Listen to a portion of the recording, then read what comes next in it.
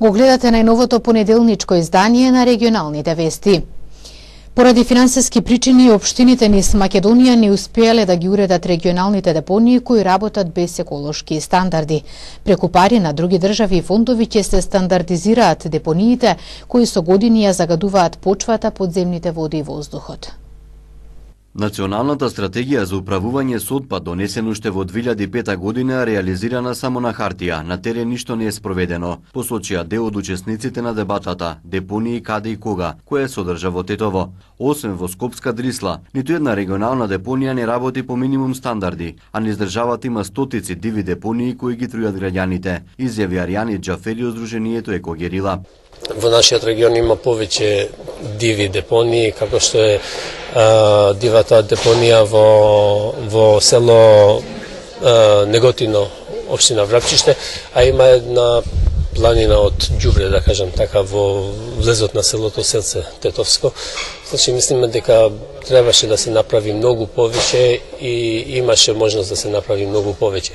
Не секогаш, морам да кажам, нели и периодов на решавање на ова прашање со депониите покажува дека овие дебати после дебатата биле тргнати на страна, меѓутоа, она што сакам да го истакнам е дека Цивика Мобилитас инсистира на поттикнување на граѓанскиот активизам. Значи, нема да застанеме само на оваа дебата, туку ги поттикнуваме граѓаните да бидат активни по ова прашање, да бараат одговори од градоначалниците, да бараат одговори од институциите. Овде во Тетово и во овој регион има доста активни граѓански организации кои што го акцентираат ова прашање, постојано прават иницијативи, постојано прават акции. И централните локалните власти се оправдаа дека националната стратегија за управување со отпад не се реализирала поради финансиски причини. Дел од регионите низ Македонија преку ИПА програмат имаат изработено проекти за изградба на регионални депонии по сите стандарди. Општините од Полошко пак заеднички ќе уредуваат депонијата во Гостиварско Русино со пари од швајцарската влада. Но овој процес ќе трае подолго. Се уште не е изработена техничката документација за Русино.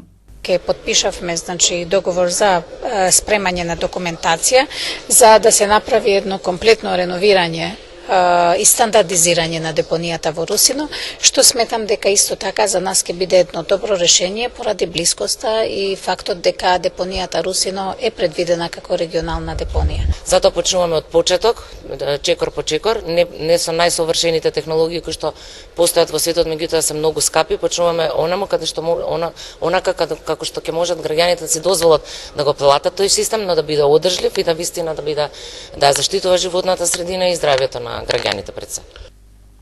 За ниту една регионална депонија нема конкретен рок кога целосно ќе се уреди работи по сите европски стандарди.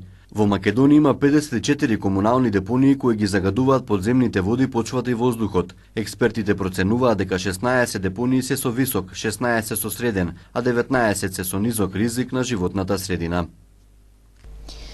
Во Дневниот центар за деца со посебни потреби во Гостивар денес беше пуштена во употреба сензорна соба, просторија која ќе им помогне на децата за развој на моториката и за релаксација. Дечињата кои го посетуваат Дневниот центар за лица со посебни потреби во Гостивар одсега ќе имаат подобри услови за третмани и вежби кои се неопходни за нивното секојдневие. Во центарот денес свечено беше отворена сензорна соба, специјално опремена просторија со реквизити и помагала за развој на моторните вештини, визуелни стимулации, аудитивна релаксација и слично. Собата е обезбедена преку проектот Социјализација на деца и млади со посебни потреби, кој Црвениот крст го имплементира со поддршка на Комерцијална банка. Проектот трае веќе 6 години, а негова цел е подигнување на свеста кај населението за поддршка на децата и младите со посебни потреби. Голема радост е што успеавме да придонесеме за поубав престој на децата во центарот и што тие ги добија соодветните услови. Тука ќе може да учат низ игра и да ги истражуваат и развиваат сетилата и вештините, велат од Гостиварскиот Црвен крст. Сензорната соба беше отворена во знак на одбележување на вчерашниот датум, 3 декември, светскиот ден на лицата со посебни потреби.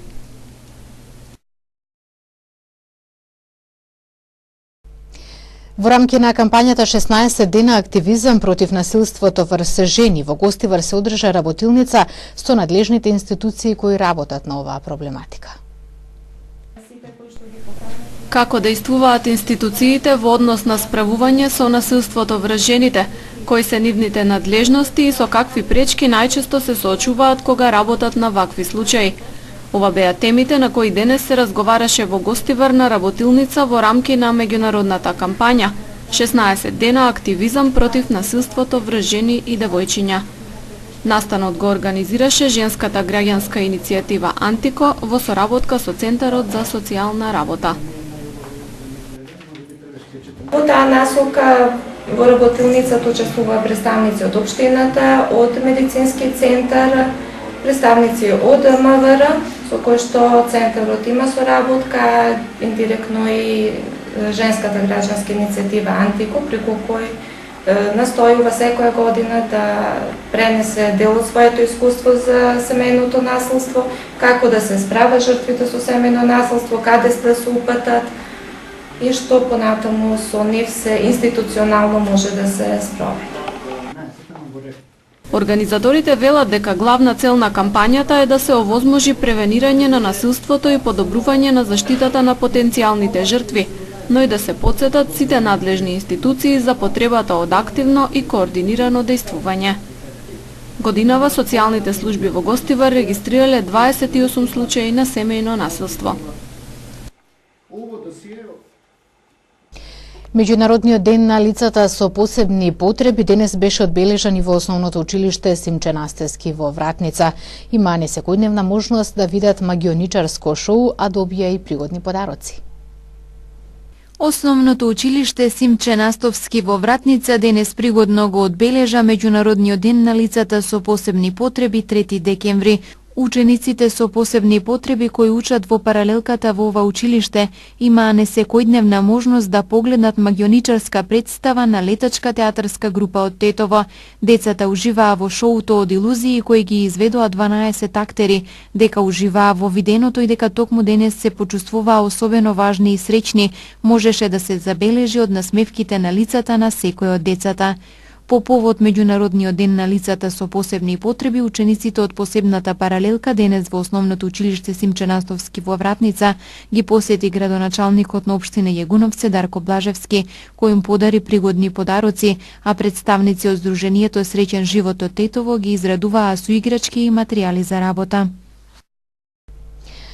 Тетово е втор град по бројот на живородени деца во земјава, а трет по бројот на склучени бракови во третото тримесечје од 2017 година.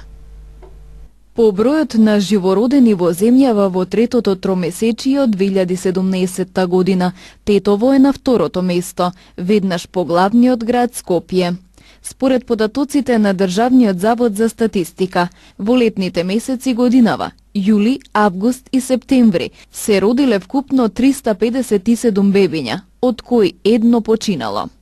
Во овој период се бележи зголемување на бројката за 12 во однос на истиот период лани кога имало 345 живородени.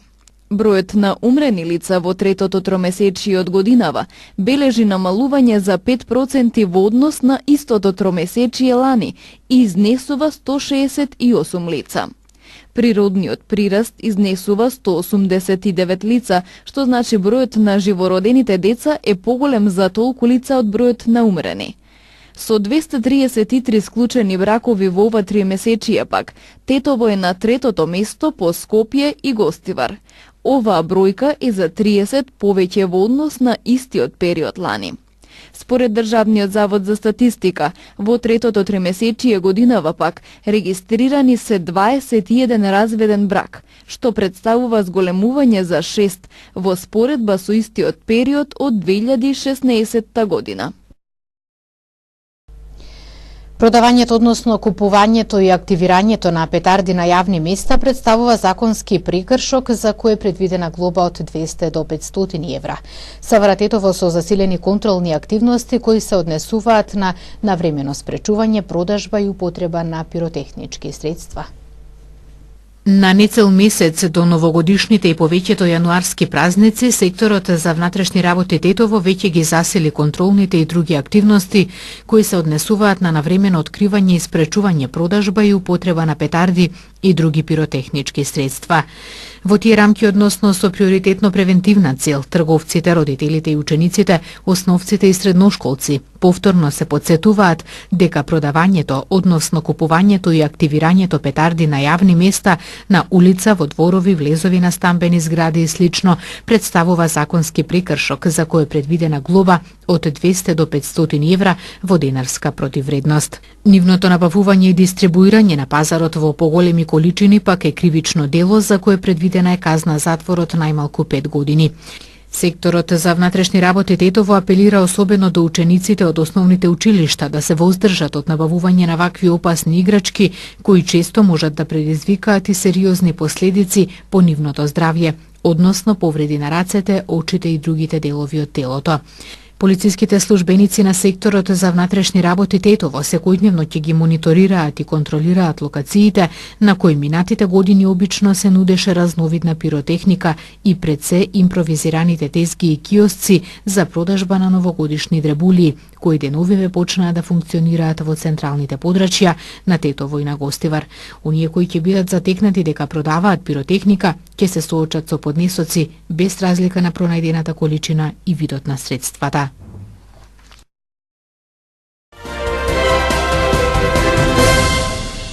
Измени на наставните планови и програми во првите 3 оделенија од основното образование ќе се применуваат од следната учебна година, најави министерката за образование и наука. Реформата ќе се однесува во делот на јазичната и математичната писменост, каде учениците, односно земјава, на меѓународните тестирања е најслабо рангирана. Надлежните уште размислуваат дали оваа новина би започнала како пилот да се видат ефектите во неколку училишта или во сите. Еден од приоритетите на оваа влада е создавање одржлив образовен систем во Република Македонија. Знаеме дека ако како држава се посветиме на создавање стручни и образовни кадри од мали нозе, тие ќе можат да си го најдат своето место на пазарот на трудот. Со тоа ќе можат да ја обезбедат својата екзистенција. Со тоа ќе можат понатаму да ја обезбедат екзистенцијата на своите семејства. Со тоа ќе предонесуваат во економскиот развој на државата. Имаме веќе почетен материјал кој што наскоро ќе биде ставен на јавна дебата за реформа на првите 3 оделенија, значи прво, второ и трето оделение во основното образование. Целта е да се понуди образование кое што ќе биде прифатено од децата и кое што ќе им понуди квалитетно образование, особено во делот на јазичната и математичката писменост, каде што Македонија всушност е најслабо рангирана. Оценување на она што ќе значи суштинско знаење, она што ќе значи извлекување заклучоци, она што ќе значи трајно знаење. Значи, во таа насока е таа што ќе биде вреднувањето и кои ќе бидат компонентите на една оценка. Значи, тоа ќе биде дел од купниот пакет на реформите. Буџетот на Министерството за транспорт за следната година е раздвоен и во најголем дел проектираните средства се расходни, наменети за капитални проекти. Тие се позиционирани на ниво од 5 милиарди и 105 милиони денари, за 1,5 милиарди денари повеќе отколку во буџетот во 2016 година, информира денеска министерот за транспорт и врски Горан Сугарески. Проектниот буџет посочи треба да обезбеди високо ниво на реализација на капитални инвестиции во делот на гасификацијата, железничката и комуналната инфраструктура. Развојната компонента ни дава очекувања за економскиот раст во 2018 година со акцент на зголемување на учеството на градежниот сектор во бруто домашниот производ, бидејќи капиталните проекти очекувано се зголемуваат и по бројка и по квалитет. За транспорт и врски е развоен, во кој најголем дел од проектираните средства се расходи наменети за капитални проекти. Во таа насока сакам да информирам дека се обезбедени повеќе пари за изградба на железницата и развој на железничкиот сектор. Клучен капитален проект на кој ќе посветиме големо внимание е изградбата на магистралните гасоводи како важен сегмент за одржување на економската стабилност на домаќинството стопанство. За поквалитетен живот на граѓаните обезбедивме повеќе средства за изградба на канализации и водоводи за општините. За поголема социјална сигурност и покрив над глава на најранливите категории на граѓани проектиравме повеќе средства за изградба на социјални станови. Амбасадорот на САД Джес Бейли денеска на предавање на Факултетот за безбедност Скопје посветено на борбата против корупцијата посочи пример со кој ги доведува во прашање посветеноста на лидерите, институциите, но и на медиумите да разобличуваат коруптивни дејства. So here's what I heard. Members of the State Election Commission Еве што слушнав. Членови на Државната изборна комисија си изгласале дополнителна плата за 4 дополнителни месеци за нивната работа на октомвриските избори, кои што току завршија. Тие претходно дополнително добиле и плата за 5 месеци по изборите од 2016 година. Гласањето во комисијата било едногласно. Сите партии, сите етникуми, а персоналот во комисијата добил помали бонуси. Јас сум јавен службеник, поддржувам наградување на јавни службеници кои работат повеќе од предвиденото, но имам прашање во врска со ова. Државната изборна комисија е независно тело, може би овој потек бил дури и легален, но гласањето се случило зад затворени врати. Што кажува тоа за лидерските приоритети? Уште поважно, зошто јас го истакнувам ова? Што кажува ова за вредностите на самата организација? Каде беа свиркачите, истражувачките новинари или парламентарните тела за надзор? Што би сториле сите вие во оваа ситуација?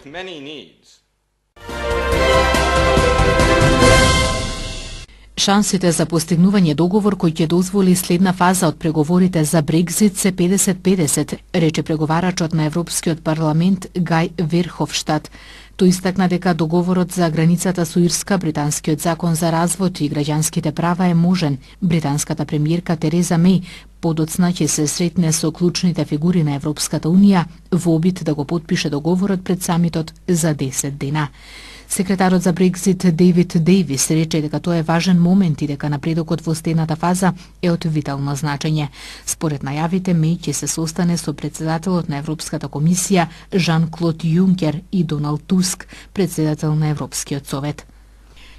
Полицијата во Малта денеска уапси 8 осомничени за убиството на новинарката и блогерка Дафне Каруана Галиција на 2 месеци по загинувањето откако експлодираше незиниот автомобил, соопшти премиерот Џозеф Мускат.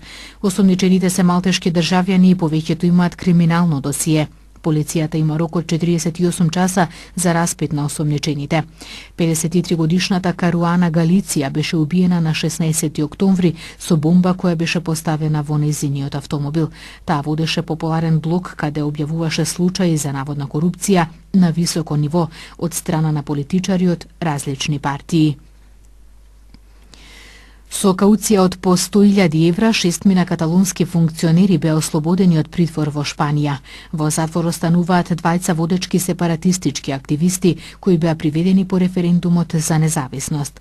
Каталонските политичари беа приведени поради страф да не избегаат од Шпанија, како што направи поранешниот претседател Карлес Пучдемон, кој се уште е во Брисел. Белгискиот суд пак денеска требаше да одлучи дали и кога Пучдемон ќе биде екстрадиран во Шпанија, каде допрва треба да му се суди за поттикнување на бунт во земјата, за што му се закануваат и 30 години затвор. Јужна Кореја и САД ја започнаа големата заедничка вежба на воздухопловните сили по новите ракетни тестирања на Северна Кореја. Во неа ќе учествуваат повеќе од 230 воени авиони и 12.000 војници. Северна Кореја пак вежбата ја оцени како провокација и најави одмазда. Јужна Кореја и САД ги почнаа досега најголемите војни вежби во кои ќе симулираат различни сценарија, вклучувајќи напади врз замислени цели, идентични со севернокорејските објекти каде што се претпоставува дека има нуклеарно оружје. Пред една недела Пјонгјанг лансираше усовршена балистичка интерконтинентална ракета. Според Вашингтон, вежбите се со цел да ги зајакнат подготвеноста и оперативните можности на армиите на двете земји, како и да ги гарантираат мирот и безбедноста на Корејскиот полуостров.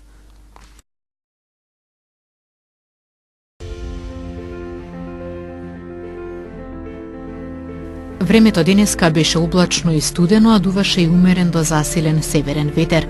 На планините со повремено зголемување на облачноста и услови за провејување на слаб снег. Минималните температури се движеа од -3 до 4, додека максималните дневни достигнаа од 7 до 11 степени Целзиусови.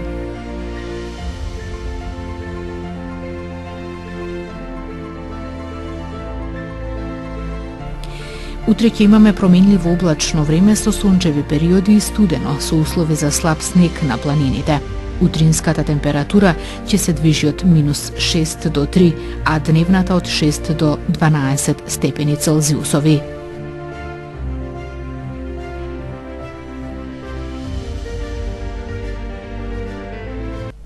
Регионалните вести ги завршуваме овде. Благодарам што бевте со нас. Пријатно.